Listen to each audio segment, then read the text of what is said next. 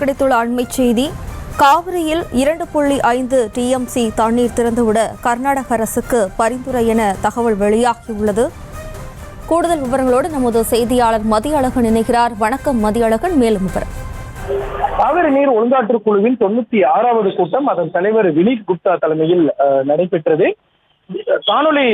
காணொலி முறையில் நடைபெற்ற இந்த கூட்டத்தில் தமிழ்நாடு, கர்நாடகா, கேரளா மற்றும் புதுச்சேரி மாநிலத்தினுடைய அதிகாரிகள் கலந்து கொண்டனர்.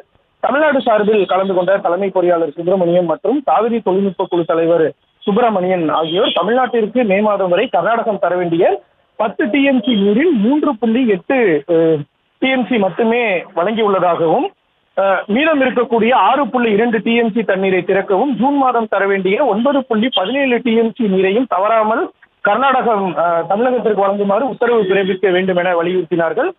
இதற்கு மேலும் தங்கள் அணைகளில் போதிய நீர் இல்லாததால் தொடர்ந்து தமிழ்நாட்டிற்கு தண்ணீர் திறந்துவிட உத்தரவு பிறப்பிக்க கூடாது என கர்நாடகா சார்பில் தெரிவிக்கப்பட்டது.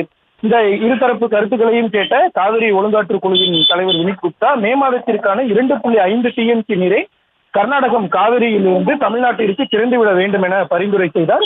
2.5 TMC நீர் திறந்துவிட பரிந்துரை செய்துள்ள நிலையில் வருகின்ற 21ஆம் தேதி காவிரி மேலாண்மை ஆணையத்தினுடைய 30வது கூட்டம் கூட உள்ளது.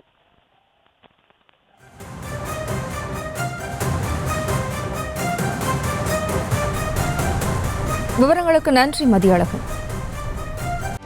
செய்திகளை உடனுக்குடனும் துல்லியமாகவும் தெரிந்து கொள்ள சப்ஸ்கிரைப் பண்ணுங்க.